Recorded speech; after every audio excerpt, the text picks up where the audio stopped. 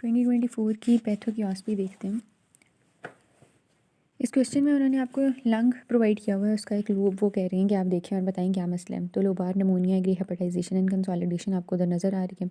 फाइब्रिनोस separative एक्सिडेट आपको नज़र आएगा जो कैलवेलाई को फिल कर रहा होगा, और disintegration of RBC of red hepatization stage आपको नज़र आ रहे होंगे। इसके अलावा you are provided with histological section gall bladder remove from 50-year-old और 20 फीमेल। तो सेलियंट फीचर्स आपने बताने हैं जो आप फोटोग्राफ देख रहे हैं उसके। म्यूकोजल लेयर आपको नज़र आ रही है, गॉल ब्लैडर की इन्फ्लेमेटरी सेल इन्फिल्ट्रेट्स नज़र आ रहे हैं, कंजेशन है, रॉकन एंड स्काई एस ऑफ साइनसेस हैं, और पैथोलॉजिकल डायग्नोसिस क्रॉनिक कोलिसिस्टाइटिस है। उसके बाद कॉम्प्लिकेशन जो गॉल ब्लैडर की हो सकती हैं, carcinoma in situ, superimposed cholecystitis, diffuse calcification, porcelain gall bladder, malignancy. ठीक है, तो मिडिल एज्ड फीमेल का, ओबीस फीमेल स्पेशली, तो उसमें कोलिसिस्टाइटिस के चांसेस ज़्यादा होते हैं। देयरफॉर हमने सेलियंट फीचर्स इसके वही वाले लिख दिए। म्यूकोजल लेयर का बता दिया, इन्फ्लेमेटरी सेल्स, और डायग्नोसिस लिखने के बाद हम इसकी कॉम्प्लिकेशंस पर आ गए। फिर इधर आए तो यहाँ पर उन्होंने आपसे कहा हुआ है कि 60-year-old है, parasagittal session, hyperostosis of the underlying of the overlying bone on the X ray. तो ये मेनिंजियोमा होगा, और इसमें 4 हिस्टोलॉजिकल टाइप्स अगर देखें तो पैपिलरी, एनाप्लास्टिक, टिपिकल, ट्रांजिशनल। उसके बाद 35-year-old मेल है, recipient of frequent blood transfusions, presented with fever, deep joints होते हैं, वो ELT दिया हुआ है, बिलिरुबिन दिया हुआ है, HbS पॉजिटिव दिया हुआ है, IgM HDV एंटीबॉडी पॉजिटिव दिया हुआ है। ठीक है, अब इसके अंदर based upon the serological result comment on the viral agent responsible for the clinical presentation. Okay, HDV भी आपको दिया हुआ है, HBs एंटीजन भी मौजूद है। सुपर इन्फेक्शन है HTB का इन HBV कैरियर, और if HBV anti-core antibody of IgM was also positive in this patient, तो फिर आप क्या कहते हैं? अगर IgM वाला पॉजिटिव, फिर आप कहते हैं कि को इन्फेक्शन है। ठीक है, लेकिन करंटली सुपर इन्फेक्शन हो रही है, और HBV का वो कैरियर था। नॉर्मल सीरम बिलिरुबिन लेवल क्या होती है हेल्दी मेल की, तो वो 0.8 से 1 तक होती है। यूनिट भी देख लें mg/dl है। अब यहाँ पर देखें तो provide with section of transurethral resection of the prostate, 75-year-old male है, तो उसको BPH हो रहा है। और सेलियंट फीचर्स अगर देखें तो proliferated gland, expanded lobular, double lining of the gland है। इसके अलावा इंटैक्ट बेसल सेल लेयर है, और कॉर्पोरा अमाइलेशिया इंडाइलेटेड ग्लैंडुलर लिमिना मौजूद है। और इसका जो ग्रेडिंग सिस्टम होता है वो ग्लेसन ग्रेडिंग सिस्टम होता है। फीमेल आपको दी हुई है 14-year-old बॉय की, तो उसमें मोस्ट पॉसिबल डायग्नोसिस होगा fibrous dysplasia of bone. Salient microscopic features के अंदर woven bone structures in Chinese letter formation surrounding cellular stroma, no osteoblastic rimming. Ovarian tumour was remove from 55-year-old lady. Histological photograph of the remove tumour आपको provide की गई है। Cell nest of this tumour is section resemble certain type of epithelium of the body, name that epithelium. Cell nest resemble कर रहे हैं transitional epithelium से ovarian tumour के, और इसका मतलब है कि ग्रैनुलोसा सेल, मतलब name for sex cord stromal tumour, उन्होंने नेक्स्ट क्वेश्चन पूछा हुआ है। तो granulosa cell tumour, thecoma, fibroma, Sertoli Leydig cell fibrothecoma, ये वाले आ जाएंगे। ये उन्होंने ब्लड का आपको दिया हुआ है, इसमें लैब रिजल्ट्स में मोस्ट पॉसिबल हेमेटोलॉजिकल आपको एब्नॉर्मेलिटी पूछी हुई है। और अगर ऊपर देखें तो MCV की वैल्यू हम देख सकते हैं कि वो 132 है, और जो TSH है वो भी ज़्यादा है। वीकनेस, पैलर, कंजेशन है, थायराइड इनलार्ज्ड है, तो मेगालोब्लास्टिक एनीमिया है। और इसमें फाइंडिंग्स आपको ब्लड स्मेयर पर क्या मिलती हैं, तो इसमें ओवल मैक्रोसाइट्स और हाइपर सेगमेंटेड न्यूट्रोफिल्स आपको मिलते हैं। Relationship between TSH and the haematological disorder, patient megaloblastic anaemia pernicious anaemia के पास हाशिमोटो थायराइडाइटिस जैसी ऑटोइम्यून डिसऑर्डर एग्जिस्ट कर सकता है। Raise TSH is suggestive of hypothyroidism in this patient. फिर आपको ये पिक्चर दी हुई है। इस पूरे PDF में ना बहुत ज़्यादा इस तरह से किया हुआ है कि पिक्चर देके सिनेरियो इतना गंदा सा देके और नीचे पूछा हुआ है, जबकि आई होप बैलेंस टॉस भी आएगी जिसमें थोड़े थोड़े सिनेरियोज भी मौजूद होंगे। उसके यहाँ पर आपको कहा हुआ है कि histological photograph of normal bone आपको दी हुई है, तो आप बताएं A, B एंड C क्या है। तो A के अंदर ऑस्टियोक्लास्ट हैं, B में मैच्योर लेमुलर बोन है, C में ऑस्टियोसाइट्स हैं। उसके बाद there is specimen gall bladder का है, 60-year-old फीमेल है, तो हम कहेंगे कि यहाँ पर एक्सोफेटिक सा मैस है जो कि ल्यूमेन को फिल करे गॉल ब्लैडर के, और उसकी सरफेस अल्सरेटेड टाइप है। Common histological type of gall bladder cancer adenocarcinoma होता है। एटियोलॉजिकल एजेंट जो कि इस कैंसर के साथ एसोसिएटेड होता है वो गॉल स्टोन्स होते हैं। ये वाला हम कर रहे हैं BPH वाला पीछे, कोलेसिस्टाइटिस वाला भी मुझे लगता है पीछे वाला दूसरा हुआ। यहाँ पर आएँ तो you are provided with microscopic section photograph of the ovarian tumour from a 30-year-old lady. Histologically shows papillary architecture and serous type of epithelia. ठीक है, अब आपसे पूछ रहे हैं histological feature which would classify as serous borderline tumour, कि वो stroma को इन्वेड ना करे और उसके पास एपिथेलियल डिस्प्लेसिया हो और पेपिला का आर्किटेक्चर कॉम्प्लेक्स हो, और प्रोग्नोसिस या मॉनिटरिंग के लिए CA-125 होता है।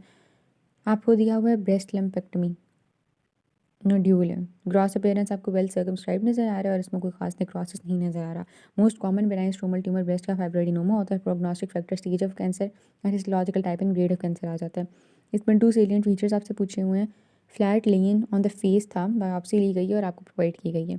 तो इसके जो माइक्रोस्कोपिक फीचर्स हैं वो फुल थिकनेस डिस्प्लेसिया आपको नज़र आ रहा है एपिथेलियम का, और कार्सिनोमा इन साइटू लग रहा है। क्लिनिकल सिग्निफिकेंस इसकी क्या होती है कि ये इन्वेसिव स्क्वेमस सेल कार्सिनोमा का प्रिकर्सर के तौर पर एक्ट कर सकता है। हेरिडिटरी सेफेरोसाइटोसिस का एक पेशेंट है, उसकी आपको ब्लड पिक्चर दी हुई है। आपसे पूछ रहे हैं कि फीचर RBC के अंदर जो मार्केट है तो वो हाविल ज्वेली बॉडीज़ हैं। एसोसिएटेड कॉम्प्लिकेशंस के अंदर ये प्लास्टिक क्राइसिस, हिमोलिटिक क्राइसिस और गॉल स्टोन्स। यहाँ पर देखें तो रीनल बायोप्सी आपको दी हुई है ग्लोमेरुलस, इसके अंदर इलेक्ट्रॉन डेंस सब एपिथेलियल हम्प्स नज़र आ रहे हैं और इम्यूनोफ्लोरेसेंस पैटर्न जो इस पेशेंट के अंदर है वो डिस्क्रीट ग्रैनुलर है। अंडरलाइंग पैथोजेनेटिक मैकेनिज्म इसमें क्या होगा कि इम्यून कॉम्प्लेक्स मीडिएटेड डिजीज़ है द डेपोजिशन ऑफ सर्कुलेटिंग और इनसाइड इम्यून कॉम्प्लेक्सेस। ये वाला अयोटा है 65-year-old मेल की। Gross appearance mild atherosclerosis compose of fibrous plaque नज़र आ रहे हैं और पैथोलॉजी जो है इस पर वो एथेरोस्क्लेरोसिस है। और रिस्क फैक्टर्स के अंदर डायबिटीज़, स्मोकिंग, हाइपरटेंशन, हाइपरलिपिडीमिया आ जाते हैं। इसमें अगर देखें तो यहाँ पर लंग पेरेन्काइमा आपको दी हुई है। Lumen alveoli is filled with cell population without any fibrin or RBC condition that can produce such histological appearance, तो that is desquamative interstitial pneumonia या लोबार pneumonia। और if alveolar population was comprised of pigmented macrophages तो फिर कौन सी pathology होगी, तो फिर ये desquamative interstitial pneumonia होगा। यहाँ पर आपको आयोटा दी हुई है, इलास्टिक स्टेन इस्तेमाल किया हुआ है। डायग्नोसिस क्या है? सिस्टिक मीडियल डीजनरेशन का डायग्नोसिस है। मॉर्फोलॉजिकल चेंज जो ऑब्जर्व की जा सकती है, मतलब किस डिजीज़ में ऑब्जर्व की जा सकती है, तो वो मार्फन सिंड्रोम है। और आयोटिक एनेरिज्म्स की 2 टाइप्स बतानी है, तो उसके अंदर abdominal aortic aneurysm, I am not sure इन्होंने टाइप सही लिखी हुई हैं।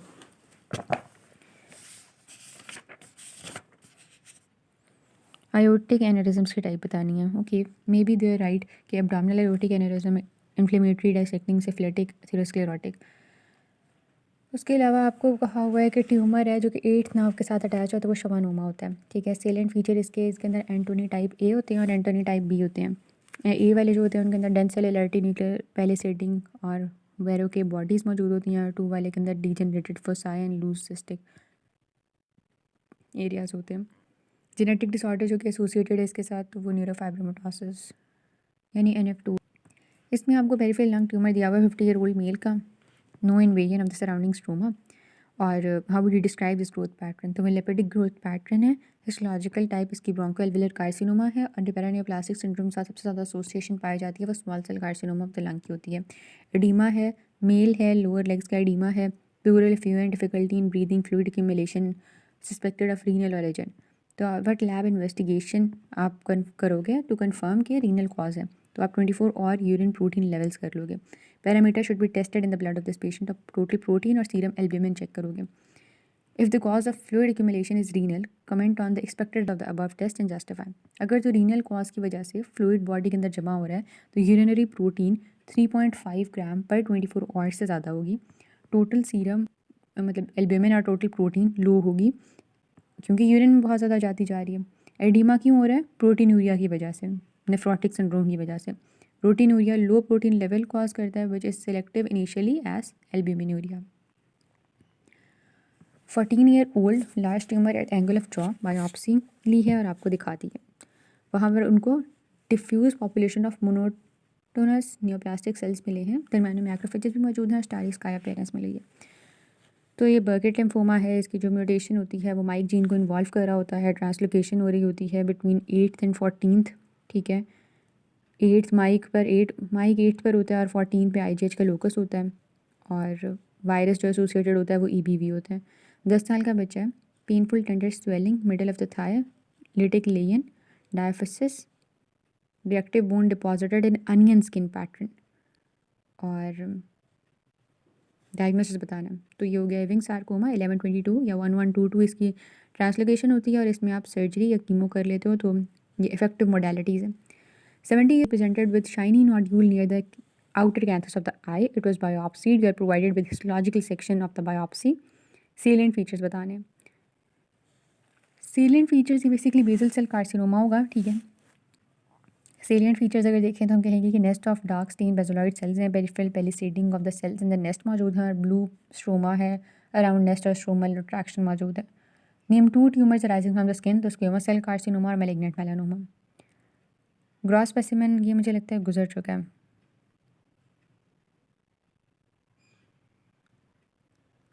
गुजर चुका हुआ है ऊपर वाला। नेक्स्ट पे चलते हैं। हिस्टोलॉजिकल सेक्शन आपको दिया प्रोस्टेट 70-year-old मेल का, ठीक है, और उसे यूरिनरी ऑब्स्ट्रक्शन है, तो एडिनोकार्सिनोमा ऑफ द प्रोस्टेट आ जाता है। PSA के लेवल्स आप करा लोगे। एटियोलॉजी इसकी क्या होती है कि dietary factor, family history, soya products, vitamin D, consumption of fat ज़्यादा है, और एंड्रोजेंस। नेक्स्ट में अगर देखें तो कह रहे हैं हाइपरटेंसिव मेल है, उसको पेन है बैक ऑफ द हेड में, unconscious, died in couple of hours. Autopsy of the brain revealed findings in circle of Willis में अब findings आपको नजर आएंगे। तो क्या है, एनेरिज्म है, सेक्युलर एनेरिज्म है। इमीडिएट कॉज ऑफ डेथ क्या है कि एनेरिज्म रप्चर किया है, ब्लीडिंग होगी है सबएरेक्नोइड स्पेस के अंदर या ब्रेन की मैटर के अंदर। सीक्वेंस ऑफ इवेंट्स क्या होंगे, सबसे पहले क्या होगा कि एनेरिज्म के अंदर प्रेशर ज़्यादा हुआ, एनेरिज्म की टिप रप्चर होगी, ब्लड आर्टीरियल प्रेशर की वजह से सबएरेक्नोइड स्पेस के अंदर और ब्रेन के मैटर के अंदर आ गया। Morphology of the blood smear आपसे पूछी हुई है, तो वहाँ पर anisocytosis, poikilocytosis and sickle cells नज़र आ रहे हैं, और सिकलिंग टेस्ट हीमोग्लोबिन इलेक्ट्रोफोरेसिस और HBS करा लेते हैं। यहाँ पर ये देखिए जो बहुत पतले पतले से सेल्स हैं, इधर ये 2 नज़र आ रहे हैं कि ऊपर एक नीचे है।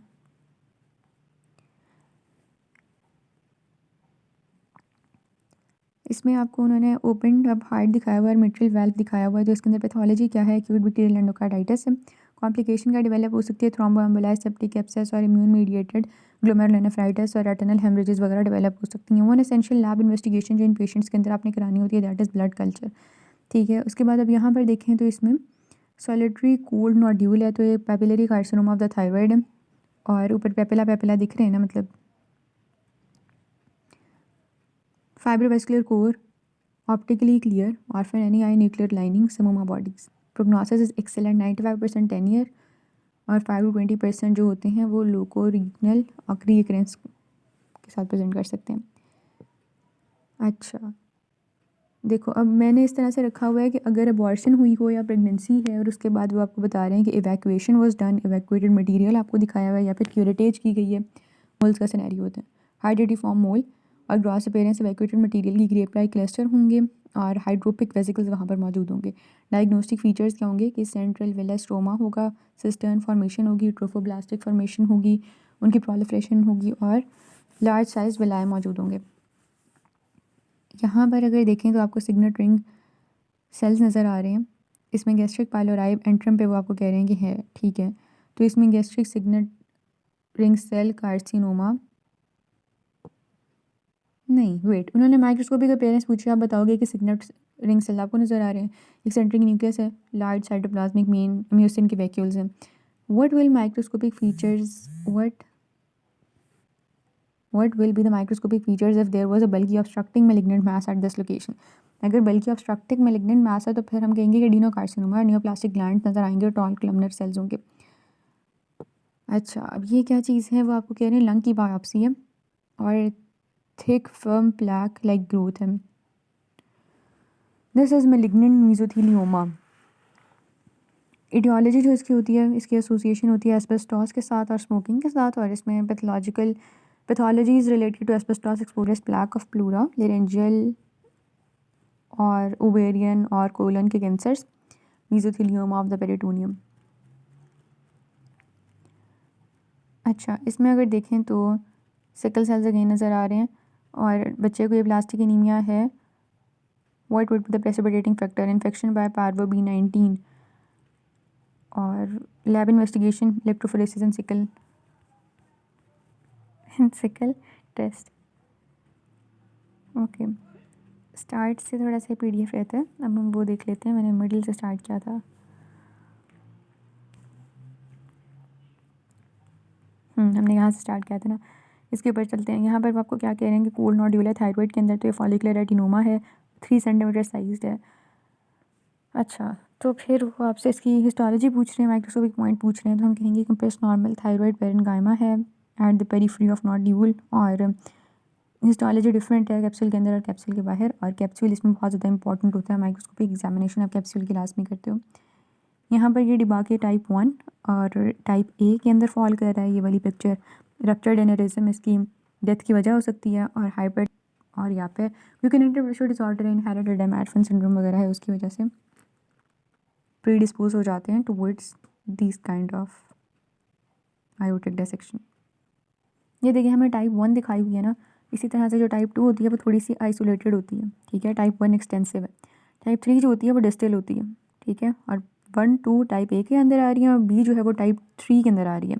और जो टाइप A होती हैं वो ज़्यादा लीथल होती हैं, मॉर्टेलिटी के साथ वो एसोसिएटेड होती हैं और कॉम्प्लिकेशंस उसमें होती हैं, ठीक है। ऊपर जाना है। अच्छा, अब हम पिक्चर में देखें ना, तो पिक्चर में हमें ग्रैनुलर और डिस्क्रीट और नीट नहीं है डायग्राम, राइट। अभी ऊपर एक आएगी वो बहुत नीट है, इसको हम कहेंगे कि ये discrete granular non homogeneous fluorescence आपको नज़र आ रही है।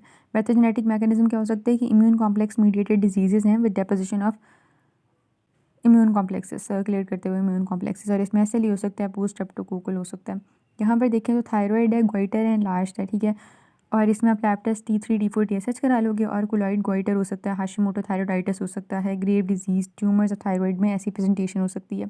इसमें अगर आप देखो तो फाइब्रोएडेनोमा ऑफ द बेस्ट है, क्योंकि आपको पिक्चर में मुझे याद भूल गया है, जहन से निकल गया, पेरिकिनेलिकुलर, यस, पैटर्न होता है, नज़र आ रहा होता है। तो इसमें आप क्या करते हो, बिफोर लम्पेक्टमी आप फाइन नीडल एस्पिरेशन कराते हो, ठीक है। और अगर स्ट्रोमल सेलुलैरिटी इसमें ज़्यादा हो जाए फाइब्रोएडेनोमा के अंदर, तो वो फिर फ्लॉइडीज बन जाते हैं। अच्छा, अब यहाँ मॉर्निंग स्टिफनेस हमें पता है, रूमेटॉइड आर्थराइटिस, RA फैक्टर करा लेंगे, पेनस फॉर्मेशन, फाइब्रस एनकाइलोसिस और बोनी एनकाइलोसिस करा लेंगे। इसमें क्या है, colonic biopsy 80 year old mail की है। क्या होगा, सूडो मेम्ब्रेन वो जो उसकी वजह से होता है, क्लॉस्ट्रीडियम डिफिसिल की वजह से, ठीक है।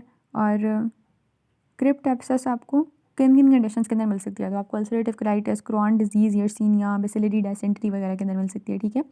अब यहाँ पर अगर देखें तो सिवियरली डिस्प्लास्टिक सेल्स हैं, और एज सेल हो सकता है, कार्सिनोमा इन साइटू हो सकता है, मेलिग्नेंट सेल्स हो सकते हैं, ठीक है। आप कुछ भी कह सकते हो पैप स्मीयर के फाइंडिंग्स पे। क्लिनिकल फाइंडिंग्स क्या मिलेंगी, हमने कहना है कि कार्सिनोमा इन साइटू होगा precursor to the invasive squamous cell carcinoma of cervix, और aetiological agent strongly implicated in causing this change is HPV type 16 and type 18।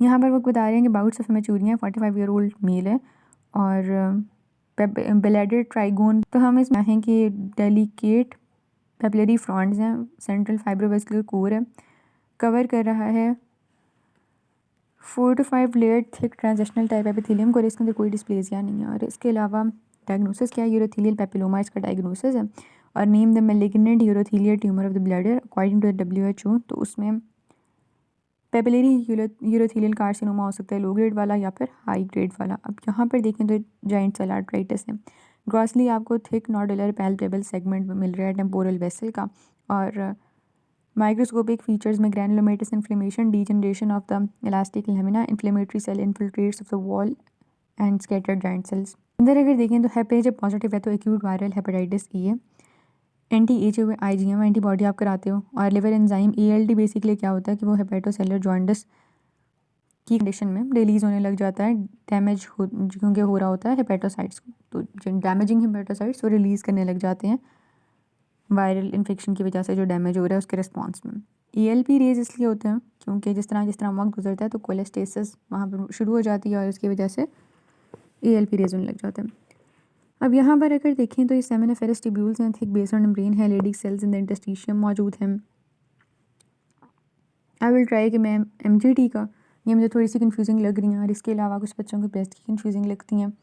अलग अलग वीडियो बना दूँ उस पर, जस्ट डिस्कसिंग उस चैप्टर के, और किस तरह से उनको डिफ्रेंशिएट करना है, जिस तरह से हीमाटोलॉजी पर अलग से बनाई हुई है, एंड ऑल्सो रीनल का।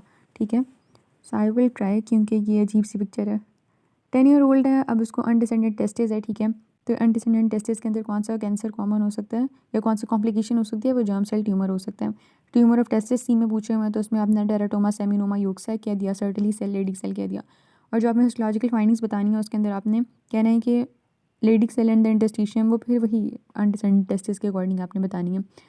इंटेस्टिशियम के अंदर होते हैं हाइपरप्लास्टिक होते हैं, इंक्रीज नंबर उनका होता है, और seminiferous tubules with thick based membrane मौजूद होती है। ठीक है, अब देखो आप पिक्चर को, पिक्चर में आपको लग रहा है ना कि मतलब मसले स्मॉल साइज आर्टरी है, वो तो उन्होंने बता दिया। ठीक है, अब उसको फाइब्रिनॉइड नेक्रोसिस है, थ्रोम्बोटिक ऑक्लूजन है ल्यूमेन की स्मॉल आर्टरी के, और giant cell arteritis, Takayasu arteritis, polyarteritis nodosa, Kawasaki disease, Wegener granulomatosis, blah blah blah. अब यहाँ पर देखो पत्ते नज़र आ रहे हैं, राइट? फ्लॉइडीज ट्यूमर है ये, इसके अंदर सेलुलैरिटी, स्ट्रोमल सेलुलैरिटी इंक्रीज है, ओवर ग्रोथ है, covered by epithelium giving rise to leaf like architecture. ठीक है, स्टैंडर्ड ट्रीटमेंट इसका क्या होता है कि आपने वाइड मार्जिन समेत इसको एक्सरसाइज करना होता है ताकि रिकनेस ना हो, और सिंपल मेस्टेक्टमी भी आप कर सकते हो अगर कोई लार्जर लेजन है।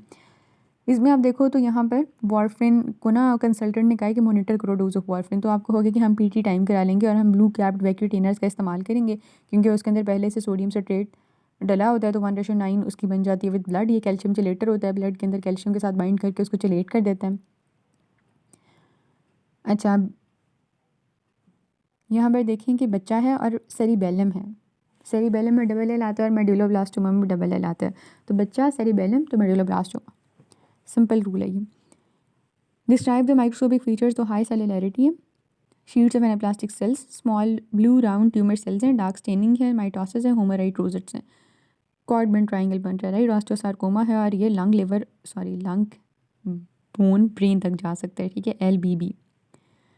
अच्छा, इसकी मैं बात कर रही थी, देखो इसके अंदर डिफ्यूज़ है, लीनियर है, होमोजेनस पैटर्न है। ठीक है, बहुत प्यारी सी डेलिकेटली ड्राइंग की हुई है, राइट? तो ये किसके अंदर होती है? एंटीजीबीएम नेफ्राइटिस जैसे गुड पैस्चर सिंड्रोम के अंदर हो सकती है, और इसके अंदर आप ट्रीटमेंट में प्लाज्मा फेरेसिस, स्टीरॉइड्स और इम्यूनोसप्रेसिव थेरेपी देते हो। यहाँ पर अगर देखें तो इसमें क्या हो रहा है, ग्रॉस आपने पेरेंट्स बतानी है स्पेसिमेन की, तो उसके अंदर अल्सरेशन मौजूद है, आपको हेमरेजिक पोलिप्स नज़र आ रहे हैं, बेसिकली ब्लडी डायरिया के साथ पेशेंट आया था, अल्सरेटिव कोलाइटिस है उसको। ठीक है, इंटेस्टिनल पोलिप्स के टाइप्स बतानी है, neoplastic, hyperplastic, hamartomatous, inflammatory polyps, और microscopic appearance of the lesion बतानी है, तो आप उसमें कहोगे कि पोलिप्स आपको नज़र आते हैं, इन्फ्लेमेटरी पोलिप्स। अब ये देखो इस पिक्चर के अंदर आपको हेपेटोसाइट्स नज़र आ रहे हैं और उसकी ग्राउंड ग्लास अपीयरेंस है। What is responsible for producing the appearance, तो वो HBS एंटीजन होता है, cytoplasm is packed with spheres and tubules of HBS antigen producing finely granular pale playing cytoplasm, और टेस्ट जो पॉजिटिव होगा वो HBS एंटीजन का होगा। अभी 65 rubber shoe factory, rubber shoe factory का मतलब है transitional cell carcinoma, exophytic solid infiltrating mass है, नेक्रोटिक है, ल्यूमेन को फिल कर रहा है किसी हद तक। रेडियोलॉजिकल फैक्टर्स के अंदर अराइलामाइन, सिगरेट, रेडिएशन, साइक्लोफॉस्फेमाइड्स, ये क्या है? This is basically young mail है, मीडियास्टिनल मैस के साथ आया है, मीडियास्टिनल मैस के साथ जब वो आया तो उसको nodular sclerosis, classical Hodgkin lymphoma है, और क्लासिकल हॉजकिन की टाइप्स देखें तो mix cellularity, nodular sclerosis, lymphocyte rich depleted, और करेक्टरिस्टिक क्या टाइप होती है नोडुलर स्क्लेरोसिस के अंदर सेल की, तो वो लेकिनर सेल्स होते हैं। इसमें अगर देखें तो वो आपको बता रहे हैं कि आपको लंग प्रोवाइड किया सिस्टिक फाइब्रोसिस के पेशेंट का, तो अंदर से आपको क्या मिलेगा? मार्केटली डिस्टेंडेड ब्रोंकाई होंगे, जो कि म्यूकोपिरुलेंट सिक्रीशंस वहाँ पर पड़ी होंगी साथ उसके, और मेजर पैथोजेनेटिक फैक्टर्स जो कि इस पैथोलॉजी को लीड करेंगे उसके अंदर ऑब्स्ट्रक्शन और इन्फेक्शन आ जाते हैं। अब यहाँ पर अगर आप देखें तो ये आपको थायरॉइडेक्टमी का स्पेसिमेन है और मिडिल एज फीमेल है। माइक्रोस्कोपिक फीचर्स अगर देखें तो इसके अंदर आपको लिम्फॉइड फॉलिकल की फॉर्मेशन मिलेगी, germinal centres, follicle atrophy and destruction, और हाइथल सेल चेंज मिलेगा। थायराइड ऑटो एंटीबॉडीज़ आप करा लो या फिर आप TSH के लेवल करा लो। ऑटो एंटीबॉडीज़ अगेंस्ट आप कराते हो थायरोग्लोबुलिन चेक करते हो और थायराइड पेरोक्साइडेज चेक करते हो। इसमें अगर आप देखो तो आपको उन्होंने कहा हुआ है कि शू फैक्ट्री, अगेन शू फैक्ट्री का मतलब क्या होता है कि ट्रांजिशनल सेल कार्सिनोमा है। ट्रांजिशनल सेल कार्सिनोमा एक्सोफिटिक या पेपिलरी दोनों तरह एग्जिस्ट कर सकता है। माइक्रोस्कोपिक फीचर्स में आपको papillary front with central fibrovascular core नजर आएंगे और कवरिंग नियोप्लास्टिक यूरोथीलियम होगी, डिस्प्लास्टिक चेंजेस होंगे, और केमिकल एजेंट्स एराइलमाइन रबर इंडस्ट्री के अंदर जो इस्तेमाल होते हैं वो स्ट्रॉन्ग कार्सिनोजेनिक एजेंट्स होते हैं फॉर ब्लैडर कार्सिनोमा।